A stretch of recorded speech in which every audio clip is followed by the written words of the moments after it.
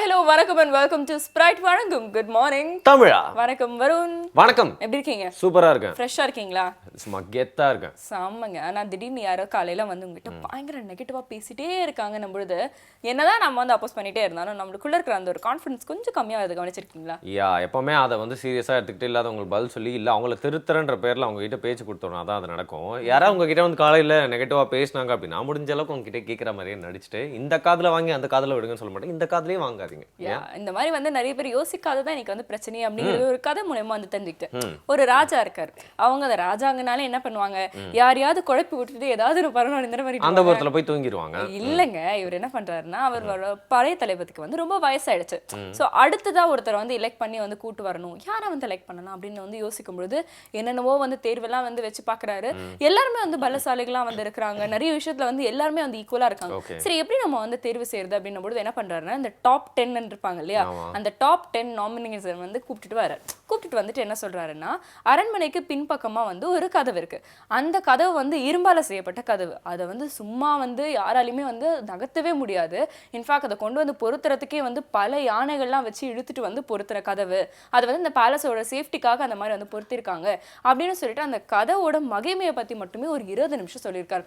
இந்த கதவை வந்து யார் சும்மா லைட்டா தள்ளினா கூட போதும், அவங்க தான் படை தளபதி அப்படிங்கிற மாதிரி சொல்லிடுறாரு. சரின்ட்டு எல்லாரையும் வந்து கூட்டு போறாரு. இவர் சொன்னதுலே நிறைய பேர் வந்து பயந்து அந்த 10ல 5 பேர் வந்து பின் வாங்கிடுறாங்க. அங்க போனோன்னு பார்த்தா அவ்வளோ பெரிய கதவு. அது வந்து அந்த இரும்பு இதெல்லாம் வந்து பொருத்தி அவ்வளோ வேலைப்பாடுகளோட பார்க்கவே வந்து ரொம்ப பிரம்மாண்டமா இருந்தது. இவங்களுக்குலாம் கொஞ்சம் பயமாவும் இருந்தது. அந்த இடத்துல ஒரு 3 பேர் பேக் ஆஃப் ஆயிடுறாங்க. சரி, யாராவது ஒருத்தராவது போய் வந்து முயற்சி பண்ணி பாருங்க அப்படின்னு சொல்லிட்டு ராஜா வந்து கேட்கிறாரு. அப்ப அது 2 பேர்ல வந்து ஒருத்தர் மட்டும் என்ன பண்றாருன்னா ஒரு தைரியத்தை வந்து வர வச்சுக்கிட்டு கிட்ட போயிட்டு என்ன பண்றாரு, சும்மா இப்படி கையை வச்சு தள்ளுறாரு. ஓப்பன் ஆயிடுது. என்னன்னு பாத்தீங்கன்னா உண்மையாவே அது அவ்வளோ வந்து ஹெவியான ஒரு கதவே கிடையாது. ராஜா என்ன பண்றாருன்னா இவங்க எந்த அளவுக்கு வந்து பாசிட்டிவா இருக்காங்க அப்படின்றது வந்து சோதிக்கிறதுக்காக இந்த மாதிரியான விஷயங்கள் சொல்லியிருக்காங்க. ஸோ அதுலேயே நிறைய பேர் நினைச்சிட்டாங்க, ஓ இது நம்மளால முடியவே முடியாதுன்னு முயற்சி செய்யறதுக்கு முன்னாடியே நிறைய பேர் பின் வாங்கிடுறாங்க. நைஸ். நானும் அந்த போய் காலிங் பெல் அடிக்கலாமான்னு வச்சிருப்பேன். உடனே தட்டினா திறக்கும்பா, எதுக்குப்பா தேவையில்லாம தள்ளுறதை பத்தி யோசிச்சிருக்கீங்க அப்படிங்கிற நல்ல கதை மூலியமா வெளிப்படுத்திருக்கீங்க. வல்லமை கொள் பகுதியில் இன்னொரு பாசிட்டிவான விஷயத்தை கத்துக்கலாம், பார்க்கலாம்.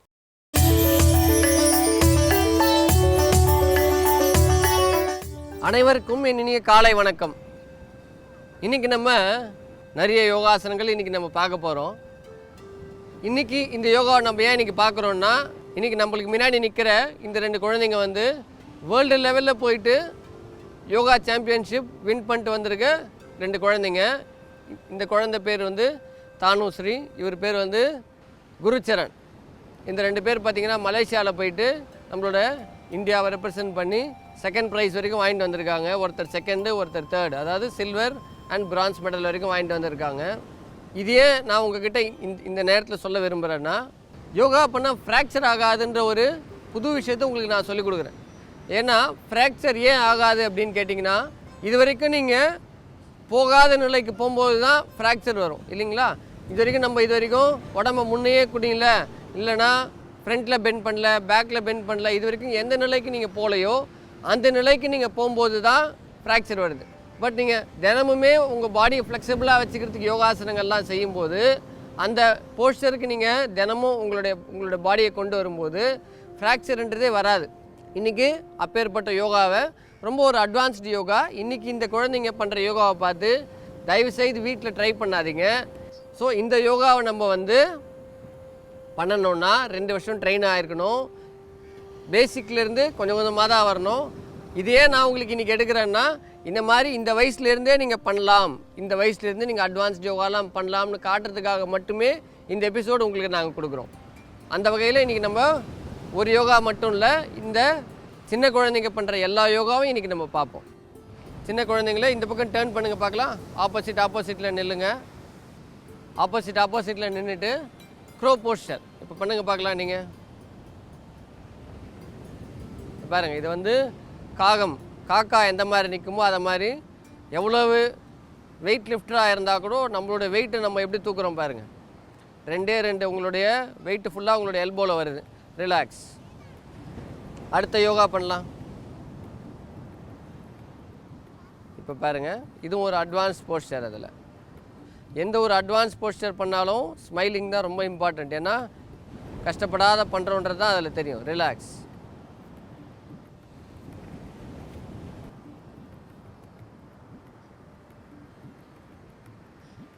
இதெல்லாம் நீங்கள் செய்யும்போது உங்களுக்கு பேக் பெயின் அப்படின்றதே ஒன்று கூட வராது. இந்த மாதிரி யோகாசனங்கள் செய்யும்போது உங்களுடைய ஸ்பைனல் கார்டை முன்ன பின்ன வளையிறதுனால உங்களுக்கு பேக் பெயின் அப்படின்றதே ஒன்று வராது. ரிலாக்ஸ்மா. பாருங்கள், இந்த மாதிரியான யோகாசன போஸ்டருக்கு ரொம்ப அட்வான்ஸ்டு ட்ரைனிங் இருந்தால் தான் வர முடியும். அப்படி இல்லைன்னா சிம்பிளாக இருக்கவங்க இதை செய்ய முடியாது. தயவுசெய்து இதை பார்க்குறவங்க இதை பார்த்துட்டு செய்யாதீங்க. அட்வான்ஸ் போஸ்டர் என்னென்னலாம் இருக்குது நான் உங்களுக்கு சொல்லிக் கொடுக்குறது சிம்பிளான ஒரு யோகான்னு காட்டுறதுக்காக மட்டுமே தான் இந்த எபிசோட் நம்ம வச்சுருக்கோம். ரிலாக்ஸ். நம்ம அடுத்தது இன்னொரு யோகா என்னன்றதை பார்க்கலாம். பண்ணுங்கம்மா. பாருங்க, இந்த மாதிரியான யோகாசனத்தை நீங்கள் அந்த காலத்தில் உள்ள சித்தர்கள் முனிவர்கள் செய்த யோகாசனங்கள் தான் இது. இந்த மாதிரி யோகாசனங்கள்லாம் நீங்கள் செய்யும்போது உங்களுடைய மனசு கூட ரொம்ப வலிமையடையும். ரொம்ப ஸ்ட்ராங்கான பர்சனாக இருப்பீங்க நீங்கள். இன்றைக்கி நம்ம பார்த்த இந்த யோகா அட்வான்ஸ்டு போஸ்டர்ஸ் எல்லாம் சின்ன குழந்தைங்களே தயவுசெய்து இன்றைக்கி நீங்கள் டிவியை பார்த்துட்டு வீட்டில் பண்ணாதீங்க. ஏன் இதை பண்ணாதீங்கன்னு மறுபடியும் சொல்கிறேன்னா, இந்த குழந்தைங்க 2 இயர்ஸாக இதில் ட்ரெயின் பண்ணதுக்கப்புறம் தான் இதை பண்ணுறாங்க. அதெல்லாம் தாண்டி இன்றைக்கே நான் உங்களுக்கு இந்த மாதிரி யோகாசனங்களை உங்களுக்கு காட்டினேன்னா, இந்த மாதிரி யோகாசனங்களை நீங்கள் செய்யும்போது ஃப்ராக்சர்ன்ற ஒன்று உங்களுக்கு வரவே வராது. எந்த ஒரு நிலைக்கு நீங்கள் தள்ளப்பட்டாலும் அந்த நிலை ஒரு யோகாசன நிலையாக தான் இருக்குமே தவிர்த்து உங்களுக்கு ஃப்ராக்சர் வரத்துக்கான வாய்ப்பு ஒரே 1% கூட கிடையாது. மசில் டயர் ஆகலாம், லிகமெண்ட் டயர் ஆகலாம், பட் போன் கண்டிப்பாக உடையவே உடையாதுன்றது இந்த ஒரு யோகாவில் நீங்கள் கண்டிப்பாக பார்த்துருப்பீங்க. மறுபடியும் நாளைக்கு வேறு ஒரு யோகாவோடு உங்களை சந்திக்கிறேன். நன்றி, வணக்கம். ஓகே, நல்ல முயற்சிகள் வந்து தினமும் எடுக்கணும் அப்படிங்கிற மாதிரி தான் வந்து பார்த்தீங்கன்னா ஒவ்வொரு பகுதிகளிலையும் ஒரு விஷயமா டெய்லி கற்றுக்கிட்டு இருக்கோம் அப்படின்னு சொல்லலாம். அது மட்டும் இல்லாமல் ஒரு முயற்சி எடுக்கிறது அப்படிங்கிற சேலஞ்சிங்கான சுச்சுவேஷனில் தான் வந்து இந்த முயற்சி எடுக்கணும். யார் வேணால் பார்த்தீங்கன்னா ரொம்ப ரிலாக்ஸ்டாக ஃப்ரீயாக இருக்கப்போ வந்து பெரிய பெரிய விஷயங்கள்லாம் செய்யலாம். பட் ஒரு ஸ்ட்ரெஸ் அப்படிங்கிற ஒரு இடத்துல போடும்போது யார் ரியாக்ட் பண்ணாமல் கரெக்டான விஷயத்தை செயல்படுறாங்களோ அவங்க தான் வந்து பார்த்தீங்கன்னா எப்பவுமே பாசிட்டிவ் பர்சனாக கன்சிஸ்டண்ட்டாக இருக்க முடியும். எக்ஸாக்ட்லி. அதுவும் இந்த மாதிரியான ஃபிசிக்கல் ஆக்டிவிட்டீஸ்லாம் வந்து நம்ம கற்றுக்கும் போது நிறைய பேர் செய்கிற தவறு என்ன தெரியுமா வரும்? ஃபிசிக்கல் ஆக்டிவிட்டி இந்த மாதிரி வந்து செய்யுங்க அப்படின்னு டாக்டர் வந்து சொல்லுவாங்க. இதை வந்து இந்த ப்ரொபோர்ஷனில் செய்யுங்க அப்படின்னு சொல்லிட்டா ஒரே நாளில் ஓவராக வந்து செஞ்சு அதுவே அவங்களுக்கு வந்து ஒரு கை கால் வலி மாதிரி வந்துடும். ஸோ எந்த ஒரு விஷயத்துமே வந்து தெளிவாக வந்து நம்மளுடைய ஆலோசகர் என்ன மாதிரியான ஒரு ஆலோசனை வந்து கொடுக்குறாங்களோ, எந்த லெவலுக்கு பண்ணணும்னு சொல்கிறாங்களோ அதை மட்டும் தான் வந்து முயற்சி பண்ணணும். ஒரே நாளில் நம்மளுக்கு தீர்வு கிடைக்கும்னு சொல்லிட்டு நம்ம ஜாஸ்தியாக வந்து பண்ணும்பொழுது அது தேவையில்லாத விளைவுகளை தான் ஏற்படுத்தும் இல்லையா? நிச்சயமா. இதே மாதிரி நிறைய விஷயங்கள் நம்ம புரிஞ்சுக்கலாம், தெரிஞ்சுக்கலாம். ஒரு சின்ன இடைவேளைக்கு அப்புறமா இது உங்களோட குட் மார்னிங் தமிழா.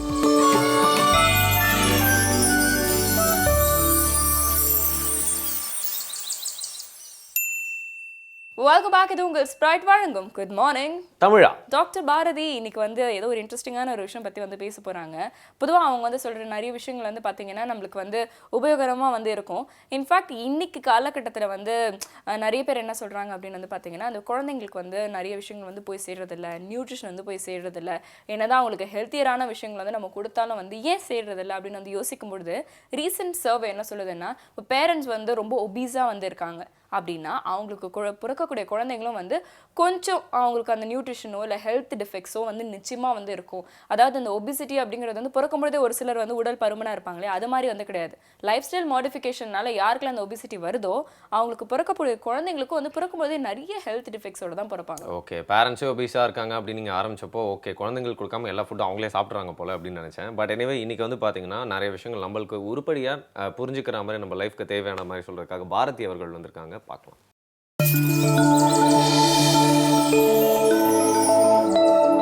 Good morning. நம்ம நிறைய சிறுதானியங்களை பற்றி டெய்லியும் பார்த்துட்டு இருக்கோம்.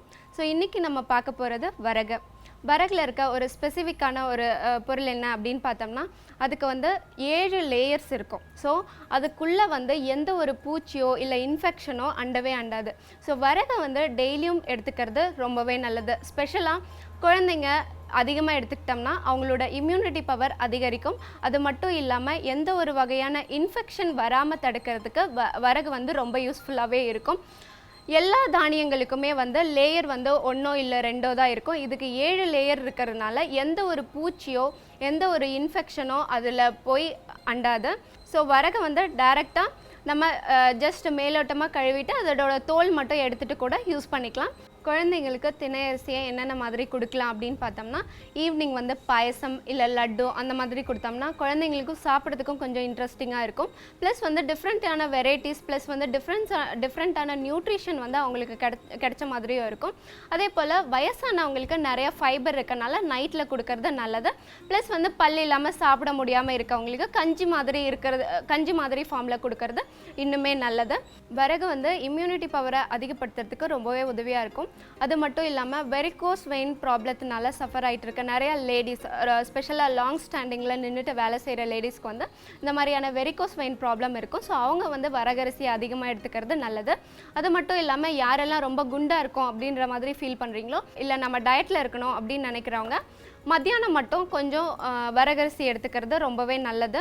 ஸோ இது எதுக்காக யூஸ் ஆகுது அப்படின்னு பார்த்தோம்னா, இதில் அதிகமான கொலஸ்ட்ராலோ இல்லை வந்து கார்போஹைட்ரேட்ஸோ அதிகமாக கிடையாது. நிறைய இருக்கிறது வந்து ப்ரோட்டீன்ஸ் தான். ஸோ ப்ரோட்டீன்ஸ் வந்து மசில் ஸ்ட்ரென்த்தனுக்கும் ரொம்பவே யூஸ்ஃபுல்லாக இருக்கும்.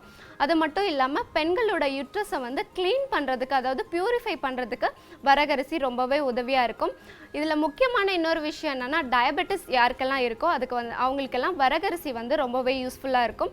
இப்போ வரப்போகிற ஜென்ரேஷனில் வந்து நிறைய ஜுவைனல் டயபெட்டிஸ் கேசஸ் வந்து நிறைய பேர் வந்துட்டு இருக்காங்க. நிறைய குழந்தைங்கள் வந்து அஃபெக்ட் ஆகிட்டு இருக்காங்க. இந்த குழந்தைங்களுக்கு வராமல் தடுக்கிறதுக்கு என்ன பண்ணலாம் அப்படின்னு பார்த்தோம்னா, இந்த மாதிரி வரகரிசி ஃபுட்டை எடுத்துக்கலாம். அடுத்ததாக ப்ரெக்னன்சி டைமில் வந்து நிறைய பேருக்கு டயபெட்டிக் வந்துடும். ஸோ இதுக்கு என்ன பண்ணுறது டாக்டர்னு நிறைய பேர் கேட்டிருக்காங்க. ஸோ இதுக்கு என்ன பண்ணலாம் அப்படின்னம்னா, கண்டினியூஸாக இந்த மாதிரி மில்லட்ஸ் இல்லை வரகரிசி அதிகமாக எடுத்துக்கிட்டோம்னா ப்ரெக்னன்சி டயபெட்டிக் வந்து வராமல் தடுக்கலாம். ஸோ பெண்கள் வந்து அதிகமாக வரகரிசி எடுத்துக்கிறது ரொம்பவே நல்லது. ஸோ உடலுக்கு வந்து எனர்ஜியாகவும் இருக்கும். அது மட்டும் இல்லாமல் ஹார்ட் பிளாக்கை தடுக்கிறதுக்குமே வந்து வரகரிசி யூஸ்ஃபுல்லாக இருக்கும். டெய்லி பேசிஸில் வரகரிசி எடுத்துக்கிறது ரொம்பவே நல்லது. ஸ்பெஷலாக பெண்கள், குழந்தைகள் இல்லை வயசானவங்க கஞ்சி ஃபார்மில் இந்த மாதிரியெல்லாம் எடுத்துக்கிறது ஹெல்த்தியாகவும் இருக்கும். ப்ளஸ் வந்து டிஃப்ரெண்ட்டான வெரைட்டி ரைஸஸ் எல்லாமே பண்ணும்போது இன்னுமே நல்லாயிருக்கு. என்ன மாதிரி ரைஸஸ் பண்ணலாம் அப்படின்னு பார்த்தோம்னா, கிச்சடி, பொங்கல் இல்லை தோசை, இந்த மாதிரியான வெரைட்டி ரைஸஸ் கூட இதில் பண்ணலாம். ஸோ கொடுத்துருக்க இன்ஃபர்மேஷன் யூஸ்ஃபுல்லாக இருக்கும்னு நினைக்கிறேன். இதே மாதிரி இன்னொரு மில்லட்ஸோட நாளைக்கு உங்களை வந்து பார்க்குறேன். Thank you so much Bharathi. 2035 அந்த வருஷம் வந்து பார்த்தீங்கன்னா பாதி குழந்தைங்க பிறக்கிற, பெரும்பான்மையான குழந்தைங்க அப்படின்னு வச்சுக்கலாமே, கூடவே ஒரு சொத்து ஒபிசிட்டி அப்படிங்கிற சொத்தோட தான் பிறப்பாங்களாம். இந்த ஒரு விஷயம் வந்து கண்டினியூ ஆச்சுன்னா அந்த ஸ்டாட்டிஸ்டிக்ஸ் வந்து ப்ரூவ் ஆகிடும் அப்படின்னு வந்து சொல்கிறாங்க. அதில் இன்னும் ஒரு நோட்டபிள் சேஞ்ச் வந்து என்ன பார்த்துட்டு இருக்காங்க அப்படின்னா, இன்றைக்கி நிறைய பேர் வந்து ஆர்கானிக்கை நோக்கியும் சிறுதானியங்களை வந்து அவங்களுடைய உணவு பழக்க வழக்கத்தில் வந்து கொண்டு வர ஒரு நல்ல மாற்றம் வந்து இன்னைக்கு வந்திருக்கு. ஸோ இந்த மாற்றம் தொடர்ந்தா வந்து அந்த ஸ்டாட்டிஸ்டிக்ஸை வந்து நம்ம வந்து பொய்யாக்கலாம். ஆனால் இல்லைன்னா அதுதான் ரிசல்ட் அப்படின்றதையும் சொல்லியிருக்காங்க. மாற்றம் சீக்கிரமா கொஞ்சம் ஃபாஸ்ட்டாக வரணும் அப்படின்னு எடுத்துக்கிட்டு இன்னும் நிறைய விஷயங்கள் நம்ம வந்து சென்சிபிளாக கற்றுக்கலாம், மனசில் வச்சுக்கலாம். ஒரு சின்ன பிரேக் அப்புறமா நீங்கள் பார்த்துட்டு இருக்க நிகழ்ச்சி குட் மார்னிங் தமிழா.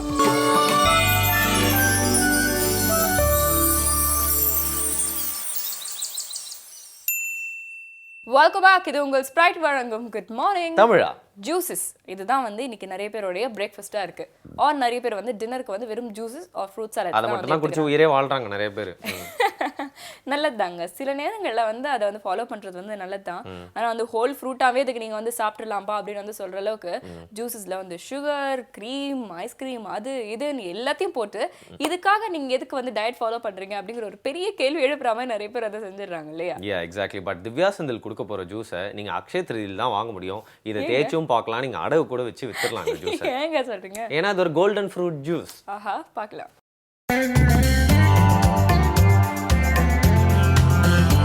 அனைவருக்கும் வணக்கம். நம்மளோட டேஸ்டி டு ஹெல்த்தி பகுதியில் வந்து நம்ம different types of snacks, juices பார்த்துட்ருக்கோம். அதே மாதிரி இன்றைக்கி நம்ம பார்க்க போகிறது வந்து ரொம்பவே வித்தியாசமான ஒரு ஜூஸ் வெரைட்டி தான், கோல்டன் ஃப்ரூட் ஜூஸ். தேவையான பொருட்கள் என்னென்னு பார்த்துடலாம். பைனாப்பிள், பப்பாளி, கேரட், ஆரஞ்சு, இஞ்சி, தேன், எலுமிச்சை சாறு. இப்போ இந்த ஜூஸ் பார்த்திங்கன்னா உங்களுக்கு பார்க்குறக்கும் ரொம்ப கோல்டன் கலர்லேயும் இருக்கும். அதே மாதிரி வந்து நம்ம குடிக்கையில் நம்மளுக்கு ஒரு நல்ல ரெஃப்ரெஷ்மெண்ட் கிடைக்கும். ஃபஸ்ட்டு இந்த ஜூஸ் எப்படி பண்ணுறதுன்ட்டு பார்க்கலாம்.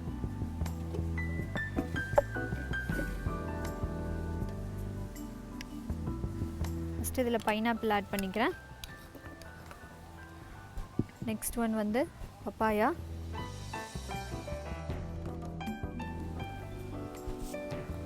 அடுத்தது ஆரஞ்சு,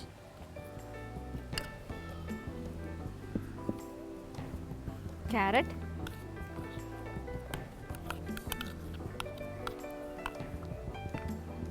இஞ்சி, எலுமிச்சை சாறு,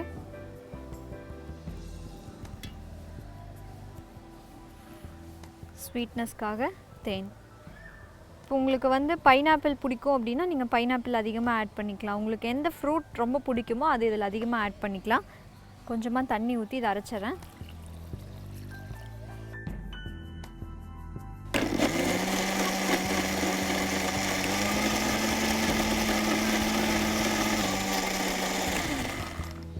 இப்போ நம்மளோட கோல்டன் ஃப்ரூட் ஜூஸ் தயாராகிடுச்சு.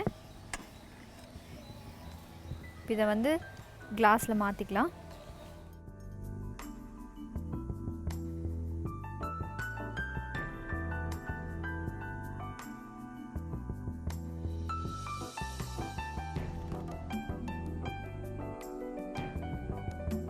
இப்போ நம்மளோட கோல்டன் ஃப்ரூட் ஜூஸ் தயாராகிடுச்சு.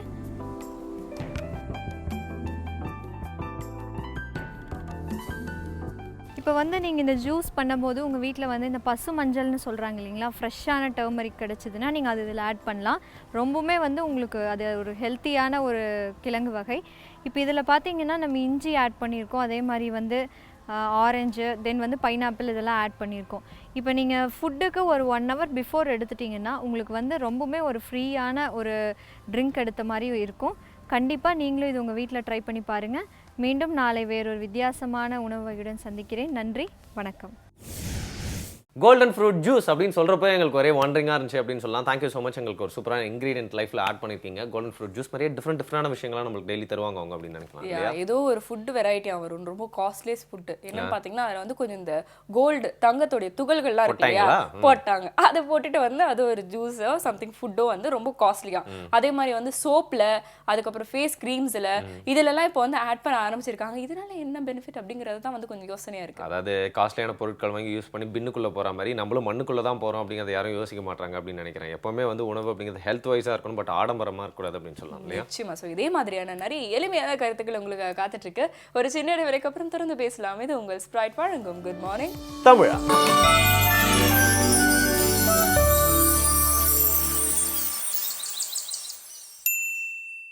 Welcome back. இது உங்கள் ஸ்ப்ரைட் வழங்கும் குட் மார்னிங் தமிழா. குட் மார்னிங் அப்படின்னு வந்து சொல்லும்போதே ஒரு பாசிட்டிவிட்டி நம்மளுக்குள்ள வர்றதுக்கு வந்து வாய்ப்புகளை வந்து நீங்க வந்து பார்க்க முடியும். ஏன்னா அந்த வார்த்தையோட கன்ஸ்ட்ரக்ஷன் இந்த மாதிரி நம்மளுடைய தமிழ் வார்த்தைகள் கூட நிறைய சொல்லுவாங்க வருண். உச்சரிக்கும் பொழுதே நம்மளுக்குள்ள அதோட அந்த இஃபெக்ட் வந்து வந்துருமா. ஒரு வார்த்தையும் அதோட மீனிங்கோட அந்த உணர்வும் வந்து நம்மளுக்கு வந்து தொற்றிக்குமா. இப்போ காதல் அப்படின்னு சொல்லும்போது எவ்வளோ வந்து இனிமையா இருக்கு, கோபம் அப்படின்னு சொல்லும்போது எப்படி இருக்கு, அந்த மாதிரி தான் ஒரு வார்த்தைக்கும் வந்து ஒரு மீனிங் இருக்கு. ஆனா அந்த வார்த்தையை சரியான விதத்துல வந்து பயன்படுத்துறவங்க தான் வந்து பாத்தீங்கன்னா கம்யூனிகேட் பண்ணுவாங்க, டைரக்டா வந்து அப்ரோச் பண்ணுவாங்க ஆடியன்ஸ். ஆசிரியர்களுக்கு என்ன பாடம் நடத்த போறோம்னு தெரியும், ஆனா எல்லா ஆசிரியர்கள் நடத்துற பாடமும் வந்து எல்லா மாணவர்கள் கேட்பாங்க அப்படின்னு சொல்ல முடியாது. சில பசங்களாம் அப்பா இந்த ஆசிரியர் வரான்னு தெரிஞ்சா அடி வாங்கன்னு தெரிஞ்சா கூட கட் அடிச்சுட்டு ஓடி போயிடுவாங்க. பட் சில ஆசிரியர்கள்லாம் வராங்க அப்படின்னாலே நம்மளுக்கு ஒரு உற்சாகம் தொற்றிக்கொள்ளும் இல்லையா? அதே மாதிரி தான் என்ன தலைப்பு எடுத்தாலும் நம்மளுக்கு வந்து தெளிவா நம்ம லைஃப்க்கு ரிலேட் பண்ணிக்கிற மாதிரி சொல்ற ஓய்வு பெற்ற எஸ்பி கலிமூர்த்தி அவர்கள் ஓய்வு பெறாம நம்மளுக்கு தினம் வந்து சொல்லிட்டு இருக்காரு நிறைய விஷயங்கள். இன்னைக்கு என்ன அவரோட பணி தொடர போகுது அப்படிங்கிறத பார்க்கலாம்.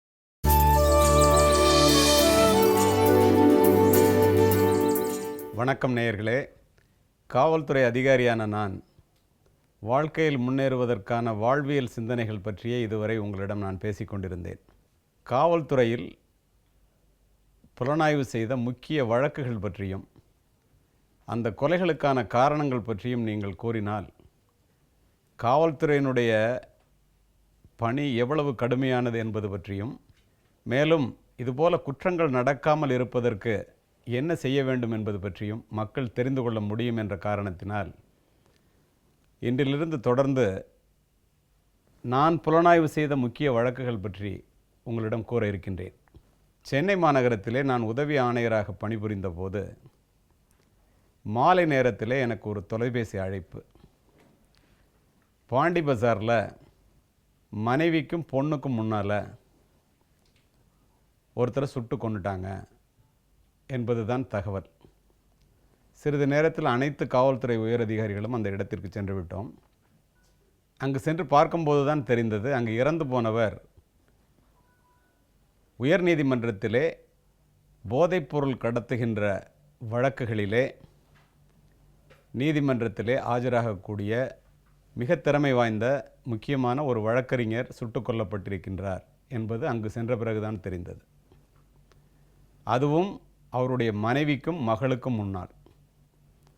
இறந்தது உயர்நீதிமன்ற வக்கீல் என்பதாலும் கொலை செய்யப்பட்ட முறை துப்பாக்கி உபயோகித்து என்பதாலும் சென்னை மாநகரமே அந்த வழக்கை பற்றி பேசுகின்ற சூழ்நிலை உருவானது. புலனாய்வில் என் மீது உள்ள நம்பிக்கையை கருதி என்னுடைய உயரதிகாரிகள் அந்த வழக்கை என்னிடம் ஒப்படைத்தார்கள். தொடர்ந்து விசாரித்து கொண்டிருந்தோம். உங்களுக்கு தெரியும், கொலை நடப்பதற்கு முன் பாண்டி பஜார் பல ஆயிரம் பேர் சென்று கொண்டிருக்கின்ற ஒரு தெரு. கொலை நடந்த பிறகு அந்த இடத்தில் குருவி காக்கைகள் கூட இருக்காது வழக்கமாக. ஏனென்றால் காவல்துறைக்கு செல்ல வேண்டும், நீதிமன்றத்திற்கு சென்று சாட்சி சொல்ல வேண்டும் என்று பொதுவாகவே உள்ள மக்களுக்குரிய எண்ணங்களால் அனைவரும் அந்த இடத்திலிருந்து நகர்ந்து விட்டார்கள். எந்த விதமான தடயங்களும் கிடைக்கவில்லை. ஒரே வழி, scene of crime is the mother of investigation என்று கூறுவார்கள். சம்பவம் நடந்த இடம்தான் கொலை புலன் விசாரணை செய்கின்ற அதிகாரிகளுக்கு தாய் வீடு மாதிரி. அப்படி விசாரிக்கும்போது அந்த இடத்தில் பூ விற்று கொண்டிருந்த ஒரு பெண்ணை அழைத்து வந்து விசாரிக்கும்போது துப்பாக்கி சுடுற சத்தம் கேட்டுச்சு சார், ஒரு பைக் அந்த இடத்துலேருந்து ஸ்டார்ட் ஆகி போணுச்சு சார், இதை தவிர வேறு ஒன்றும் தெரியாது சார்னு சொன்னிச்சு. அதை வச்சே இன்வெஸ்டிகேட் பண்ண முடியுமான்னா அதுக்கு மேலே தொடர முடியாத சூழ்நிலையில் இரவு ஒரு 2 மணி சுமாருக்கு நானும் என்னுடைய துணை ஆணையரும் விசாரணையை முடித்துவிட்டு இரவு அந்த பனகல் பார்க் வழியாக நடந்து செல்லும்போது அங்கிருந்த காவலர் என்றால் அந்த தோட்ட காவலர், 2 நாளாக ஒரு பைக் இங்கே கிடக்கு சார் அப்படின்னு சொன்னார். சட்டென எனக்கு பொறி தட்டியது. அந்த பூக்காரி வந்து ஒரு பைக் அந்த இடத்துலேருந்து கிளம்பி போனதாக சொன்னாங்களேன்னு சொல்லிவிட்டு அந்த பைக்கை எடுத்து அதனுடைய நம்பரை எடுத்து அது யார் ஓனர்னு கண்டுபிடிச்சு அதுக்கப்புறம் அந்த ஓனரை போய் பார்த்தா அவர் 1 வருஷத்துக்கு முன்னாடியே அந்த பைக்கை நான் இன்ன இடத்துல விற்றேன்னு சொன்னார். அது வந்து ஒரு பைக்கை வாங்கி விற்கிற ஒரு மெக்கானிக் கடை. அந்த கடையினுடைய முகவரியை கண்டுபிடித்து அங்கு சென்று பார்க்கும்போது, ஆமாம் சார், இந்த பைக்கை நான் தான் விற்றேன், 15 நாளுக்கு முன்னால் விற்றேன், வாங்கினவன் வந்து இந்த ரெஜிஸ்டரில் கையெழுத்து போட்டு பேர் எழுதியிருக்கான் சார், எனக்கு ஆளெல்லாம் தெரியாது அப்படின்னு சொல்லி அந்த ஆள் சொன்னார். அதில் ராஜ்குமார் மன்சாவூர் என்று எழுதப்பட்டிருந்தது. இதனோட நார்த் இந்தியனாக இருக்கான், இதுக்கும் அதுக்கும் என்ன சம்மந்தம் இருக்கும் அப்படின்னு நினச்சிக்கிட்டு சரி பரவாயில்ல புலன் விசாரணையை தொடரலாம் என்று நினைத்துக்கொண்டு அவன்கிட்ட வேறு ஏதாவது தகவல் இருக்கான்னு கேட்டால் இல்லைன்ட்டான். அந்த பைக் வாங்கின தேதியில் இவன் ஏதோ மறைக்கிறான்னு தெரிஞ்சதுனால அந்த பைக் வாங்கி விற்கிற மெக்கானிக் ஷெட் ஓனர்னுடைய செல்ஃபோன் நம்பரை வாங்கி அதில் வேறு ஏதாவது தொடர்புகள் இருக்கான்னு பார்த்துட்டு இருக்கும்போது அடுத்த நாளே எனக்கு ஒரு அனாமதேய லெட்டர் வருது. ஒரு ஃபோன் நம்பரை குறிப்பிட்டு சொல்லி, செல்ஃபோன் நம்பர், அப்போல்லாம் ப்ரீபெய்ட் கார்டு அப்போ தான் வந்து அறிமுகப்படுத்தப்பட்ட நேரம். நான் சொல்லுவது 2002ஆம் ஆண்டு. அப்போது அந்த நம்பரை பற்றி நீங்கள் கொஞ்சம் விசாரிச்சிங்கன்னா உங்களுக்கு உண்மை தெரியலாம் அப்படின்னு என் அட்ரஸுக்கு லெட்டர் போட்டிருக்கான். இதை போடுறதுக்கு வேறு யாருமே ஆள் இல்லை, நிச்சயமாக அந்த மெக்கானிக் தான் தெரிஞ்சுக்கிட்டு அந்த மெக்கானிக்கினுடைய ஃபோன் நம்பர் அவனுடைய லிஸ்ட்டை வெரிஃபை பண்ணும்போது இதிலேருந்து ஒரு கால் அதுக்கு வந்திருந்தது தெரிஞ்சிச்சு. அதுக்கப்புறம் அந்த மெக்கானிக் கூப்பிட்டு கேட்கும்போது நீ தானடா போட்டேன்னா ஆமான்னு ஒத்துக்கிட்டான். ஏன் நேராக சொல்லலைன்னா அடிப்பீங்கன்னு பயந்துட்டு சொல்லலை சார் அப்படின்னு.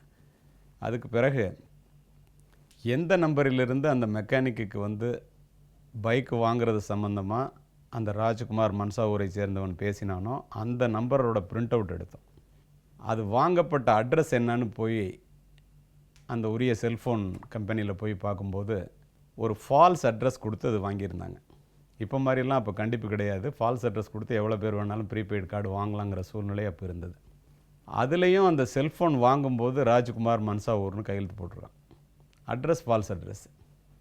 சரி, இது 2 பேரும் ஒன்று தான், மெக்கானிக் சொல்கிறது உண்மை தான் அப்படின்னு தெரிஞ்சுக்கிட்டு அந்த ராஜ்குமார் மன்சாவூர் உபயோகித்த செல்ஃபோனில் என்ன இன்கமிங் அவுட் கோயிங் அப்படின்னு பார்த்தா கிட்டத்தட்ட 40 முறை தொலைபேசியிலே அவனுக்கு இன்கமிங் கால் வந்திருக்கு, 4 முறை அவுட் கோயிங் கால் போயிருக்கு. அதில் 10 கால் சென்னையில் உள்ள லேண்ட்லைன் நம்பர்லேருந்தே வந்திருக்கு. சரி, நிச்சயமாக இவன் யாருன்னு தெரிஞ்சுக்கலாம் அப்படின்னு சொல்லி 10 காவலர்களை தயார் செய்து ஒவ்வொரு செல்ஃபோன் அவன் எந்த நம்பர்லேருந்து லேண்ட்லைனில் அந்த செல்ஃபோனில் பேசினாங்களோ அந்த லேண்ட்லைன் நம்பரை போய் பார்த்தா எங்களுக்கு ஒரு பெரிய அதிர்ச்சி என்னென்னா 10 காலுமே பிசிஓ கால், ₹1 காயின் போட்டு பேசுகிற கால். அதனால் யார் பேசுனான்னு தெரிய முடியல. அந்த 10ல் ஒரு கால் ஒரு பிசிஓ இருந்த இடம் மட்டும் போரூர். அது வந்து ஒரு லாட்ஜில் இருந்த ஒரு பிசிஓ கால். அங்கே போய் அந்த தேதியில் அங்கே யார் பேசுனா அப்படின்னு சொல்லி பார்த்தா இந்த கால் வந்து இங்கே லாட்ஜில் இருக்கிறவங்க பேசுகிறதுக்காக வச்சுருக்கிற கால் அப்படின்னா அங்கே லாட்ஜில் யாரெல்லாம் தங்கியிருக்காங்க அப்படின்னு பார்த்தா அதில் மன்சாவூர் ராஜ்குமார்னு போட்டு அதே பேரில் அதே கையெழுத்து இருந்துச்சு. சரி, இவன் இந்த லாட்ஜில் தங்கியிருக்கான், எப்போ எங்கே இருக்கான்னு போய் பார்த்தா ஒரு நாள் முன்னாடியே லாட்ஜை காலி பண்ணிட்டான். அவன் லாட்ஜை காலி பண்ண நேரமும் அவனுடைய குறிப்பிட்ட அந்த ஃபோன் நம்பரில் கம்யூனிகேஷன் நின்ற நேரமும் கிட்டத்தட்ட ஒன்றா இருந்துச்சு. சம்பவம் நடந்தது மாலை 7:30 மணி. செல்ஃபோனில் அவனுடைய தொடர்புகள் துண்டிக்கப்பட்டது 8 மணிக்கு அப்புறம் 6/7/2002 தேதி. அப்போது இரவு 8 மணிக்கு பிறகு எந்த விதமான கம்யூனிகேஷனும் அதில் இல்லை. ஆனால் கொலை நடந்த பிறகு 2 முறை அவன் பேசிய இடம் எது என்று ஒரு நம்பர் இருந்துச்சு. அந்த நம்பர் எடுத்து பார்த்தா ஒரே நம்பருக்கு 30 முறை பேசியிருக்கான். ஒரு வாரத்துக்குள்ளே கொலை நடந்த பிறகு ஒரு முறை பேசியிருக்கின்றான். பேசிய பிறகு அது தொடர்பு துண்டிக்கப்பட்டு விட்டது. அது எந்த இடம்னு பார்த்தா மன்சாவூர். அந்த ஊர்லேருந்து இந்த ஃபோன் வந்திருக்குங்கிறத தெரிஞ்சுக்கிட்டோம். சரி அப்படின்னு சொல்லிவிட்டு இனிமேல் மன்சாவூர் போய் தான் விசாரிச்சாகணும் அப்படிங்கிறத முடிவு பண்ணிவிட்டு துணை ஆணையரும் நானும் அந்த ஊருக்கு போகிறதுக்கு கமிஷனர்கிட்ட பர்மிஷன் வாங்கிட்டு ஒரு 2 பேரை மட்டும் ஹிந்தி பேச தெரிஞ்சவங்களை அழைச்சிக்கிட்டு பாம்பே போய் மத்திய பிரதேஷ் போகணும் அப்படின்னு சொல்லி முடிவு பண்ணிவிட்டு மகாராஷ்டிரா மாநிலத்துக்கு செல்ல வேண்டும் என்று முடிவு செய்து கொண்டு புறப்பட்டு விட்டோம். இதுக்கு இடையில் போகிறதுக்கு முன்னால் இந்த இறந்து போன நபரனுடைய மனைவியினிடம் விசாரிக்க வேண்டும் என்று விசாரிக்கும்போது அவர் இது மாதிரி போதைப்பொருள் கடத்துறவங்களுக்காக வந்து நார்காட்டிக் கோர்ட்டில் ஆஜராகிறவர். நிறைய பேர் நார்த் இந்தியன்ஸ் வருவாங்க, அவங்களுக்காக வழக்கு நடத்துவார். இதை தவிர அந்த மனைவிக்கும் மகளுக்கும் வேறு எதுவுமே தெரியவில்லை. இப்படி இருக்கின்ற சூழ்நிலையிலே சம்பவம் நடந்து நாங்கள் மத்திய பிரதேசத்திற்கு செல்லுவதற்கு ஒரு நாள் முன்னதாக விஜயலக்ஷ்மி அப்படிங்கிற ஒரு பொண்ணு ஒரு குழந்தையோடு என்னை பார்க்கணுன்னு சொல்லுது அப்படின்னு சொல்கிறாங்க ஆஃபீஸில். வர சொல்லுங்கன்னு பார்த்தா இறந்து போன அந்த வழக்கறிஞர் வந்து எனக்கு கணவர், இது அவருக்கு பிறந்த குழந்தை அப்படின்னு சொன்னோன்னு நாங்கள் அதிர்ச்சிக்குள்ளாகி விட்டோம். நாங்கள் அதிர்ச்சிக்குள்ளானதை விட இதை கேட்ட அவருடைய மனைவி மயக்கம் போட்டு விழுந்து விட்டார், முதல் மனைவி. ஏன்னா அவங்களுக்கே வந்து வழக்கறிஞருக்கு இன்னொரு மனைவியும் குழந்தையும் இருப்பது முழுமையாக தெரியவில்லை. அந்த பெண்ணை விசாரிக்கும்போது, சார் நானும் அவரும் வந்து கல்யாணம் பண்ணிவிட்டு 2.5 வருஷம் ஆச்சு, எனக்கு ஒரு ஃப்ளாட் எடுத்து இங்கே குடி வச்சுருக்கிறாரு. என்னுடைய அண்ணன் 2 பேரும், ஒருத்தர் பேர் பாலகிருஷ்ணன், ஒருத்தர் பேர் ராஜரத்னம், என் பேர் விஜயலக்ஷ்மி. நாங்கள் வந்து பாம்பே, அங்கேருந்து என்னுடைய அண்ணன் 2 பேரும் போதைப் பொருள் கடத்துகிற வழக்கில் மாட்டி பெங்களூர் ஜெயிலில் இருக்கிறாங்க. நான் வந்து இவரோட கல்யாணம் பண்ணிட்டு வந்தது எங்கள் அண்ணனுங்களுக்கு தெரியாது.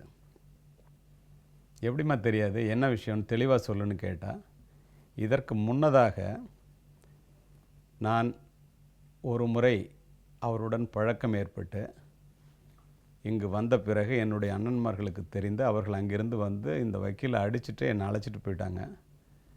கொஞ்ச நாள் கழித்து எங்கள் அண்ணன் 2 பேரும் ஜெயிலுக்குள்ளே போயிட்டாங்க. ஜெயிலுக்குள்ளே போனதுக்கப்புறம் இவர் திரும்ப வந்து என்னை அழைச்சிட்டு வந்துட்டார். அதுக்கப்புறம் தான் கல்யாணம் ஆச்சு அப்படின்னு சொன்னோன்னு, ஒருவேளை அவர்களுடைய கொலைக்கு அவர்கள் காரணமாக இருக்குமா என்ற சந்தேகம் வந்தது. ஆனால் 2 பேரும் ஜெயிலுக்குள்ளே இருக்காங்க, கொலை நடப்பதற்கு முன்னால் இருந்தே. சரி, என்ன என்று விசாரிப்போம் என்று முடிவு செய்தோம்.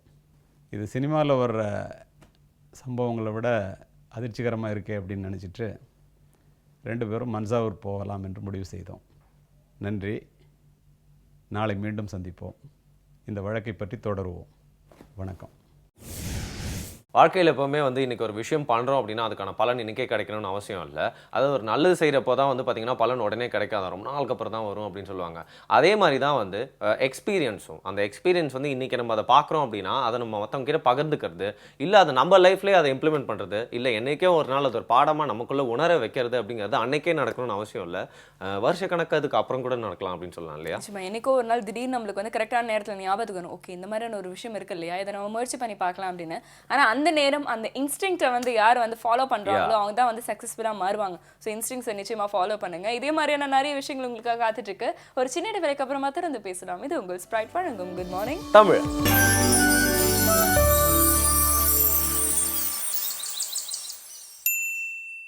Welcome back. இது உங்கள் ஸ்ப்ரைட் வழங்கும் குட் மார்னிங் தமிழா.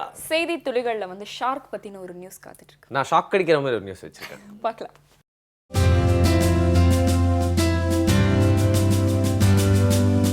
செய்தி துளிகள் அது என்னங்க ஷாக் அடிக்கிற நியூஸ் வச்சிருக்கீங்க? பார்த்தீங்கன்னா நம்ம ஊரில் வந்து கரண்ட் பற்றாக்குறை இன்னைக்கு வரைக்கும் இருக்கு. அதை வந்து பார்த்தீங்கன்னா எவ்வளோ காலங்கள் மாறினாலும் நிறைய பேர் அதை சரி பண்ண முடியல அப்படின்னு வந்து சொல்றாங்க.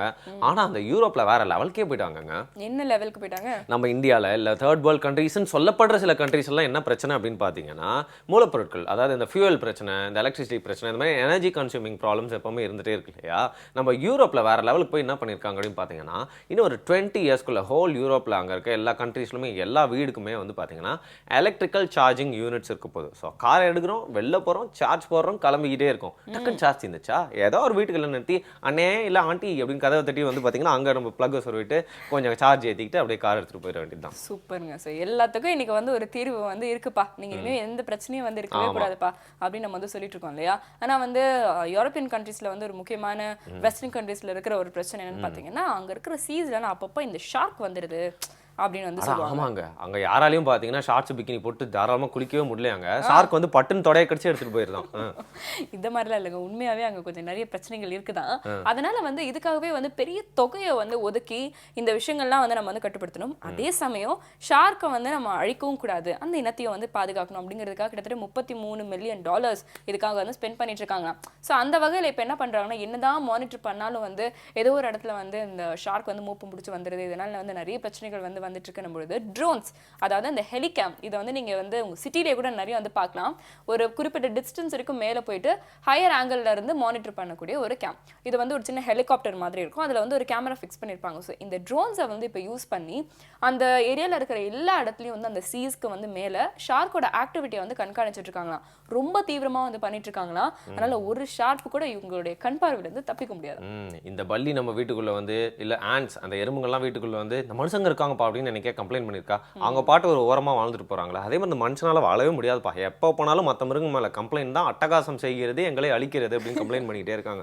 பட் எனவே இந்த மிருகங்களை பத்தி இப்படி சொல்லிட்டே இருக்கும்போது வந்து பாத்தீங்கன்னா நான் திருப்பியும் யூரோக்கே வந்து போக வேண்டிய இருக்கு அப்படின்னு சொல்லலாம். போன வருஷம் பாத்தீங்கன்னா அந்த ஸ்காட்லாந்து அவங்க வந்து ரெஃபரண்டம் கேட்டிருந்தாங்க. அதாவது நாங்க வந்து யுனைடெட் கிங்டம்ல வந்து பிரிஞ்சு போய் தனி நாடா எங்களுக்கு இருக்கணும், அதுக்காக ஓட்டு எடுக்கணும் அப்படின்னு சொல்லியிருந்தப்போ பாத்தீங்கன்னா போன வருஷம் ஓட்டு வச்சிருந்தாங்க.